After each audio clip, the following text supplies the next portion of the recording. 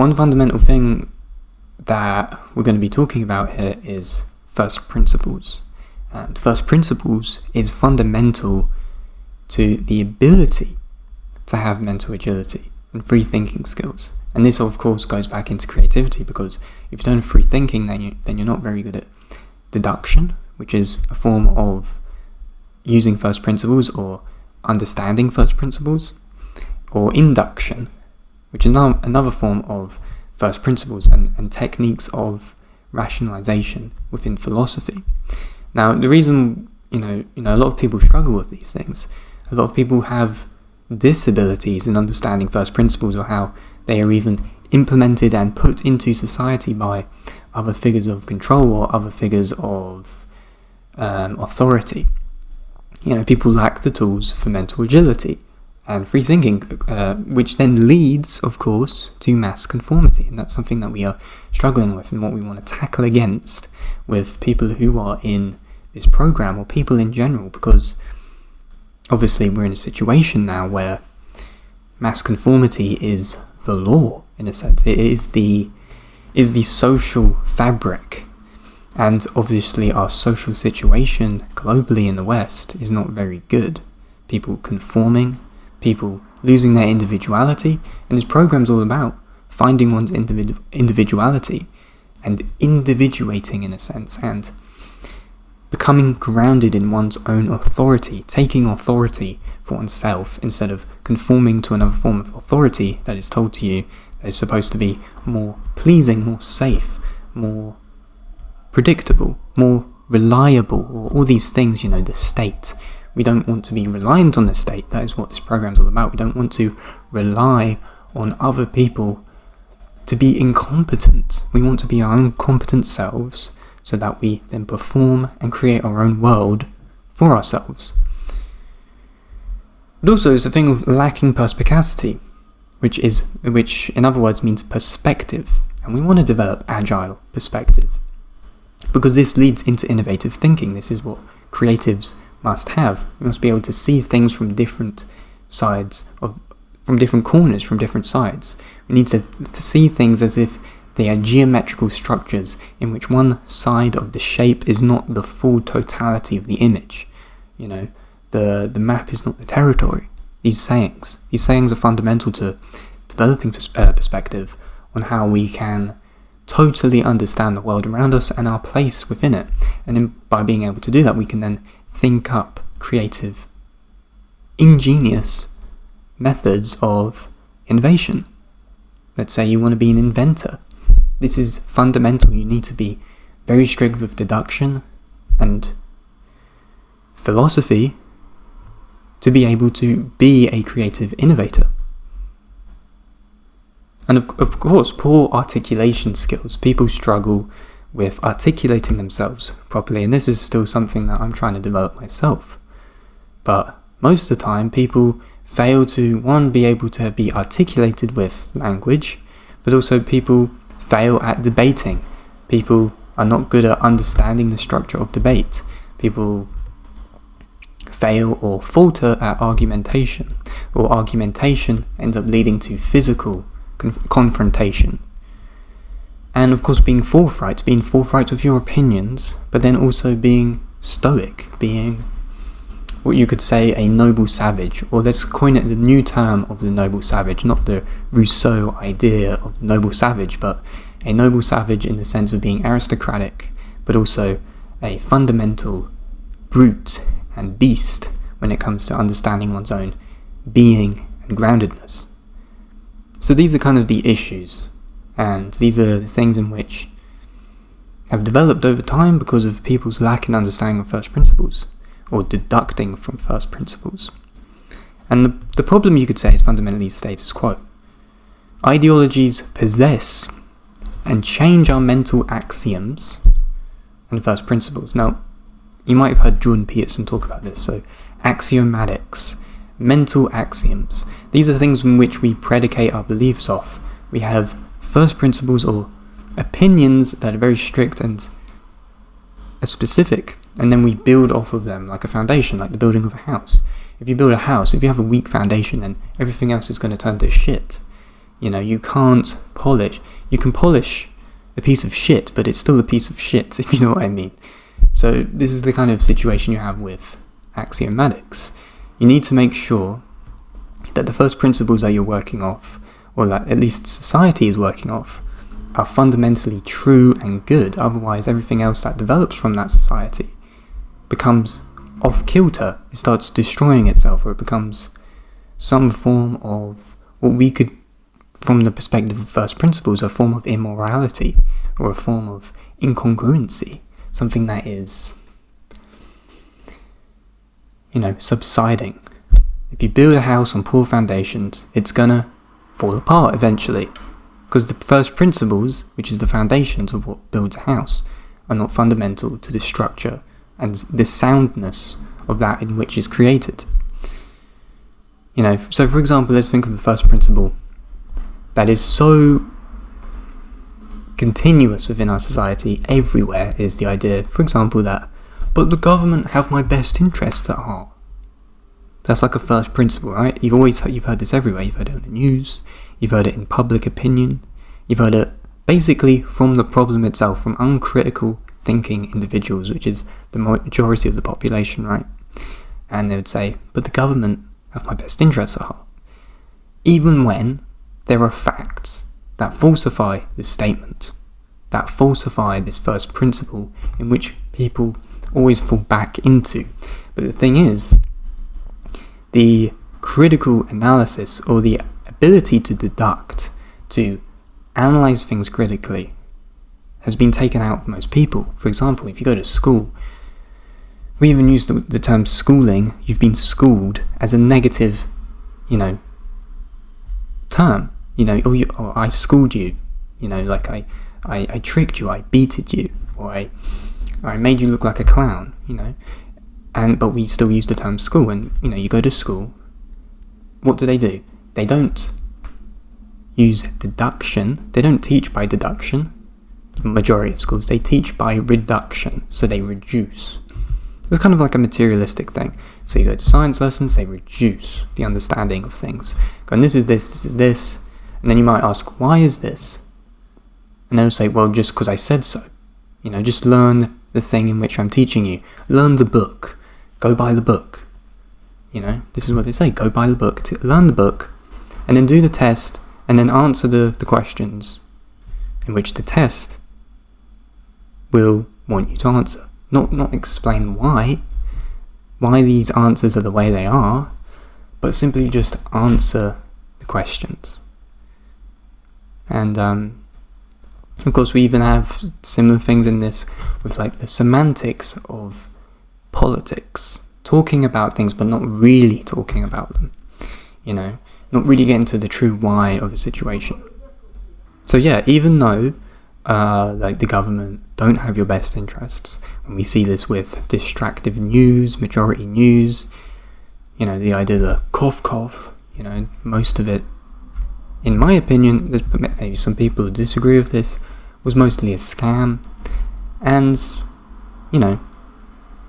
people just believe that the government's in favour of them, when really, going to the army is to join a death cult so that you die for billionaires who make money from military stocks and the exchange of money and weapons to increase the monetary value of certain elitist individuals, or things like this.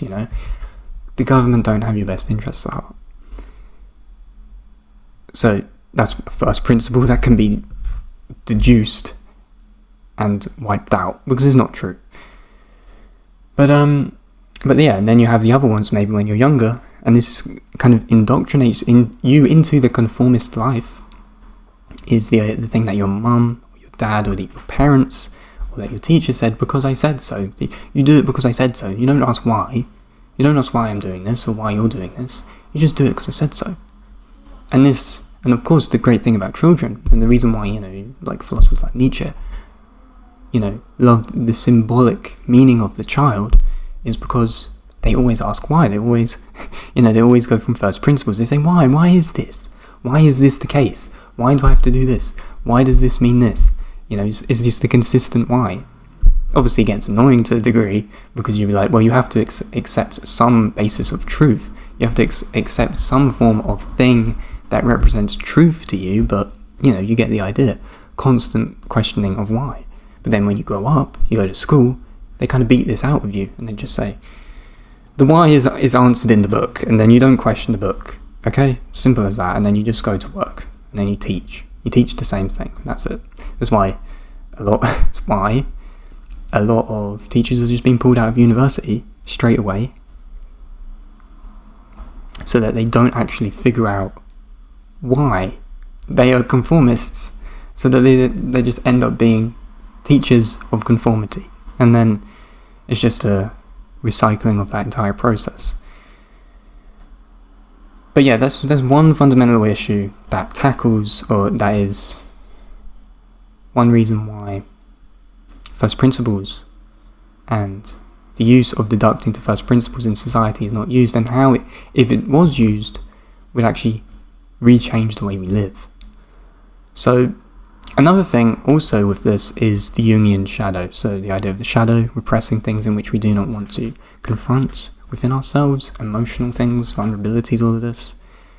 So the Jungian shadow, or the things in which we don't confront, also limit our critical thinking. And of course we get this with ideological possession. Most things in which are ideologically possessed don't have first principle deduction within them. So, things in which are blasted as a majority opinion that people then conform to. So you've got like the whole BLM movement, you've got the Me Too movement, where these things kind of merge into these forms of ideological possession. Or you've got the veganism movement, the climate change activism movement with Greta Thunberg and stuff. These things possess people, ideological possession, and they're based off first principles which haven't been deducted enough.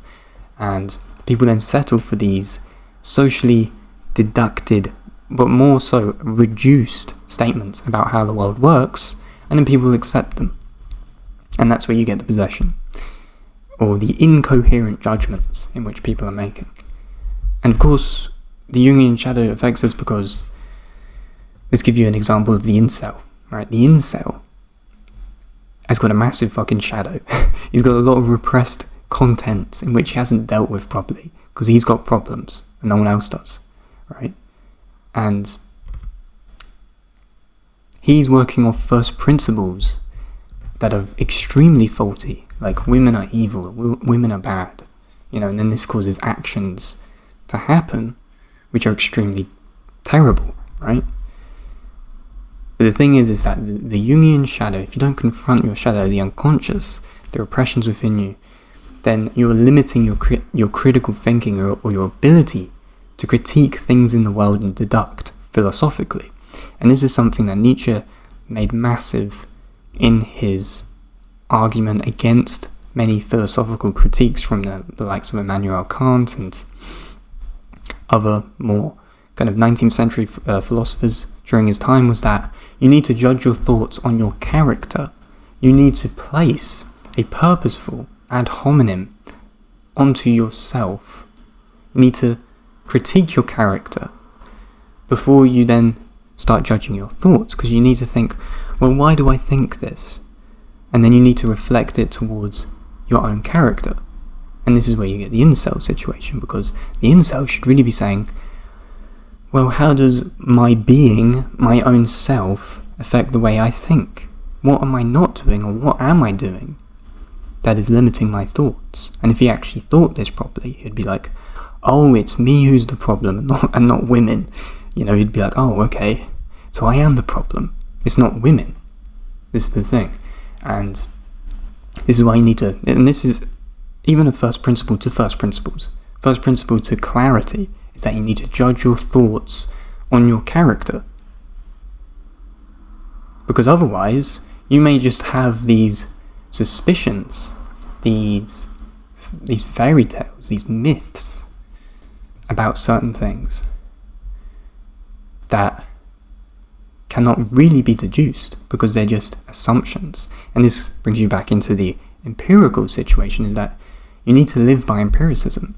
You need to live by the experience you have with the world, because only that can you truly deduce your experience with the world around you and to make claims or make philosophical judgments or the attempt even to be able to attempt to make genius insight is that you need to be an empiricist. You need to live out life through your experience and then deduce from that to try and figure up a creative inspiration or creative insight, or you want to figure out how to innovate something in a particular way. You need to apply these elements, otherwise you may delude yourself. And if you don't even confront your shadow in this situation of learning how to deduce or learning how to think via first principles, then you will delude yourself and you will become crazy. You will delude yourself. And you need to, this is where we'll get into a minute, where Socratic thinking or Socratic questioning comes into place, because if you don't participate even in that mentally, then you're not going to be able to really innovate or create any amazing insights for yourself. That's even the case if you want to be an intelligent person, if you want to be able to really do critical thinking correctly, or if you want to simply just be creative and figure out ideas that may help society or may help yourself or your family, or ways to make money or ways to build a business. These things are necessary. You need to deduce. You cannot be working off illusions. Therefore, you must always experience reality, and this is where empiricism is so important. And we actually have a kind of, in Rome, or back in Roman times, with the gods in which they believed in, you had like Veritas. So Veritas meant truth, and she was a woman. And then Veritas in the mythology gives birth to Virtus, which is virtue. So truth gives birth to virtue. And then virtue would be regarded as both the balancing of courage and excellence. So the only way to approach truth is to have courage and excellence, and thus courage feeds excellence, because the more you are courageous, that's not even a word, the more you are courageous, the more it will feed into your excellence, because you're facing the unknown and you're learning from the unknown, and you're making the uncomfortable comfortable, and you're developing excellence from that. And that is when you get to the truth of who you are, the truth, the ultimate truth. And thus, this is how we must deduce our reality, is by partaking in this understanding of reality itself, to experience reality.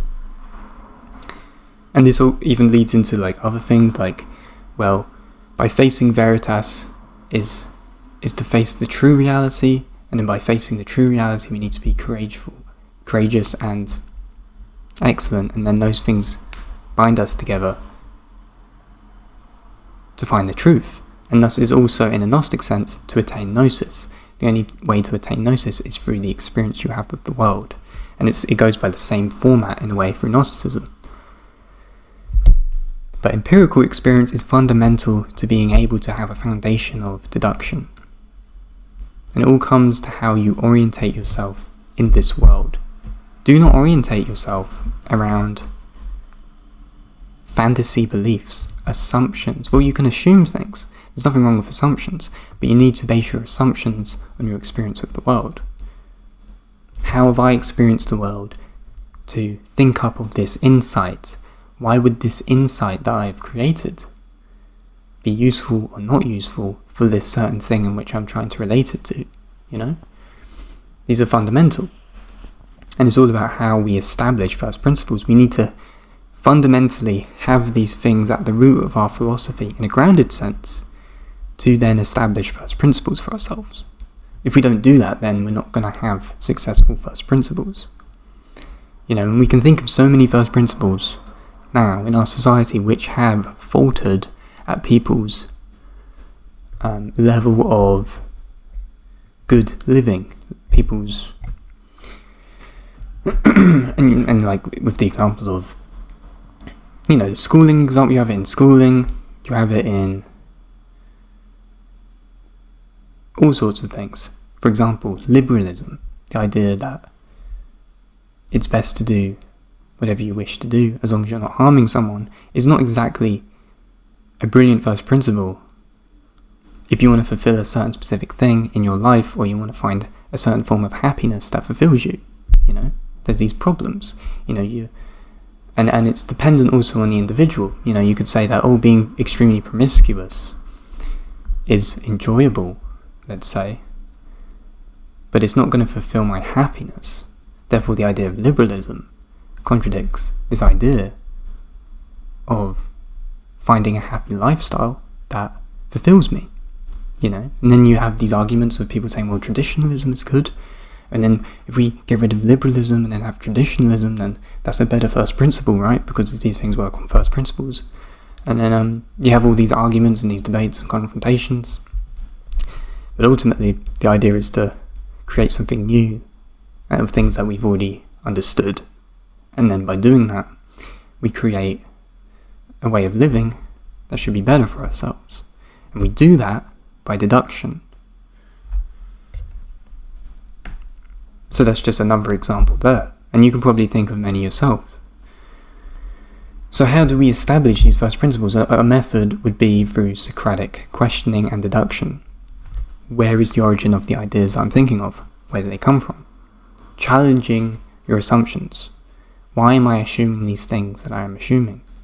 Is there things that contradict these assumptions of the ideas that I'm creating? Evidence. So important. Where's the evidence for this idea that it's going to work? Or the idea that disproves another idea that's not going to work over the one that you've got, And then consequences and implications. If I am wrong, then this is going to happen. If I am right, then this should happen. And then how do you back up that should or shouldn't with the evidence and the origins of the ideas and the assumptions that you've made about this thing? So it's all about Socratic questioning. And you deduce as much as possible to get to the core and the foundation of why this idea or why this thing that you're thinking of is going to be successful. Got to question the question. Why am I thinking the way that I am thinking? And in so many ways, the idea of the shadow, even for a person's self-development, never even question that. Why am I thinking the way I'm thinking? Maybe it's all unconscious, and it's from repressions. Maybe you're acting out in these certain ways because you've repressed something which you won't allow yourself to come up through you. So there's so many elements to this. So let's give an example of Nietzsche. So Nietzsche, of course, was famous, and this is one of the wonders of using proper thinking. Because if you think properly with proper thinking techniques, you'll be able to basically be a genius and deduce the future and predict the future. And what Nietzsche did was obviously his famous statement of God is dead and we've killed him. And the reason why he was able to predict this future is because he was able to deduce the foundations of reality into fundamental first principles that could then give him the ability to predict what was going to happen. The fact that science was going to overcome, that the last man would rise because there's a spiritual death on a global scale in the Western culture, and we're entering into this, or we've been in this for some time now. But he predicted all of this because he understood the foundations, and the reason why he predicted this is because he tried to understand the fundamentals of Christianity, and by trying to understand those first principles of Christianity and why it would lead to the fall of Western civilization, or why it was leading to the fall of Western civilization, would then allow him to be able to predict the future. So for example, let's just take a philosophical example of deduction. So let's say our first principle is, one must need to be strong, otherwise one will never become strong. Okay? So what does that mean? Well, why? Why is that? Because we need to face adversity with courage to become strong. Well, why do we need to be courageous in the face of adversity to become strong? Because courage is that which dares us to step into the unknown and to grow. And the unknown is not a place for weak people who only want comfort. Why does comfort not allow us to grow? Because comfort is simple and not something bigger than ourselves, something we're used to too much, for something we have to face. By stepping into the unknown, we learn to develop a better understanding of the world, what is beyond our previous scope of understanding, and my potential within this world itself. Why? For I am not limiting myself to the opportunities of what the world can offer me and teach me. I am accepting life with a complete yes to life. So that's kind of like a philosophical deduction of why one must need to be strong to become strong. That's an example, right? But let's take even a more like a simple, super simple example is, the gym. How do I build muscle? So let's say the first principles are good diet, progressive overload, and consistency. Those are the three first principles you need to build muscle, right? And that's it. Simple as that, And these things are attained through deduction. And that is what a lot of science is based off. A lot of, physiotherapy or physical training, why it's so successful for so many people is that we have developed fundamental first principles to understanding how these things work. And that's it. Good diet, progressive overload, and consistency. And you could even say to an extent that these are the divine first principles because they are just objectively true. They are true. That's it. And they're good because they lead to goodness. And I've kind of done this myself in examples of videos that I've done. So I've made some philosophical deduction predictions of the future. I did a video on Gaia, or maybe feminine technology, why it won't work. These things, why it wouldn't be very successful compared to other forms of technology. Or not even I could make a statement on that. Maybe that statement isn't true, but I used fundamental principles of the laws of nature to deduct how there are different forms of technology. So you have feminine and masculine technology. And I was saying that we're moving into an age of feminine technology because of the way in which it functions, or the way in which green energy technology functions. So things like this, where you can use these things to try and understand the reality that we're living in. And of course this is very fundamental because a good way of understanding reality is going back to the fundamental laws of the universe. We're talking about polarity, gender, the monad, oneness, law of vibration, law of...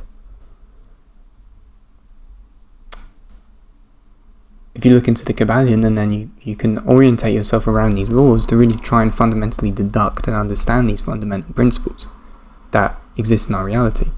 And that would be, law of, this is another thing, is a lot of people believe in the law of attraction. So that's another one, law of attraction. But the law of attraction is actually predicated on the law of vibration. And this is where you get the idea. This is a simple observation of how relationships work. There's not going to be a successful relationship if there is not the same vibration between these two individuals. And that's the situation where you have the law of vibration, is that one girl may like this other guy, but the guy doesn't like her back. It's because the vibrations are off. They're not on the same wavelength.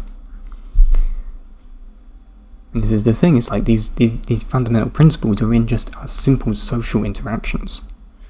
And you can deduce from them.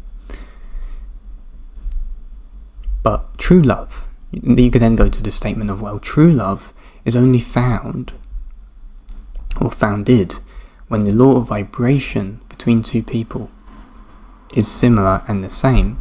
Therefore you get the law of attraction, and they come together. Law of vibration and attraction. They're both on the same wavelength. They're both in synchronicity with each other. And therefore harmony. And then you don't have disharmony, you don't have Even like, you don't have triangulation. You don't have them having issues. They are therefore in harmony with each other. So like, even like a simple thing like that, just thinking off the top of my head, the laws of nature, and how that applies to love, or something like that, simple stuff. And it's applying these fundamental laws. And this is something also that I want to teach, is the fundamental laws. Because those are fundamental, obviously, to being able to also deduct the reality we live in, and to find out answers to the truth of what we are experiencing, is that we need to use formulas. It's like mathematics. Philosophy is very similar to mathematics. And you could probably see this with Wittgenstein's work, is that he saw it in a very similar way. Mathematics, very similar to philosophy. Because if you truly deduce, like a mathematician, then you start getting interesting answers. And you start innovating that, and finding, and start to roll out that creative process within your mind. Because this is the only way in which you can think creatively. If you think critically, if you work with fundamental principles or laws, then you will start to peel back some interesting insights, or having your own interesting opinions about things, which make you an interesting individual. Because people will be asking you, why, he's an interesting person, how does he think in this certain way? What has he learned to be able to be so interesting? Or to be able to formulate these ideas that give such substance and quality.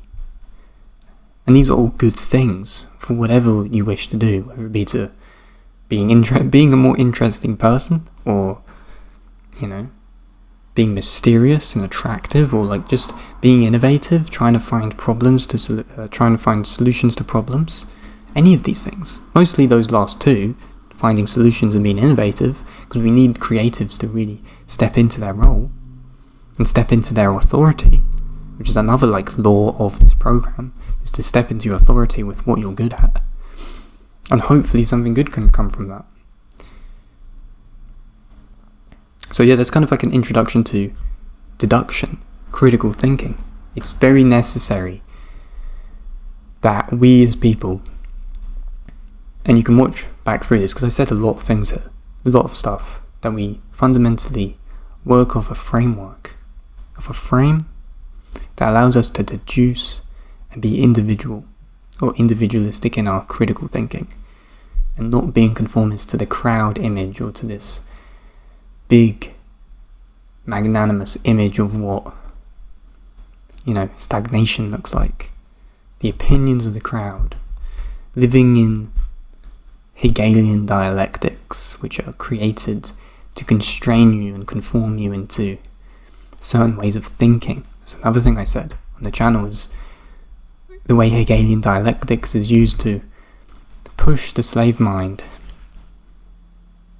away from true philosophical deduction to find the truth outside of the boundaries in which are put onto us. So there's so many things you can take away from this quick video here. Even though it's not exactly quick, it's probably over 30 minutes, but there's a lot of things to think about here, and there's a lot of things for you guys to discuss on. And exercises I would be interested in you guys to do would be to set up some debates with each other. Work on deduction, work on debating. Develop that aspect of yourself that you want to develop. Develop that forthright, disciplined state of mind, especially with deduction. Make it a discipline. Make it a discipline to simply sit down, make a statement about something, and write down bullet points to why that's true.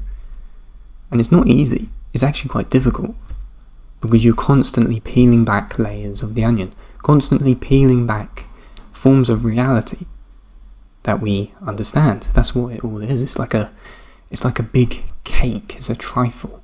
You have these layers or circles, and they expand out ever more and more. You first start with the outer crust, then you go deeper and deeper and deeper.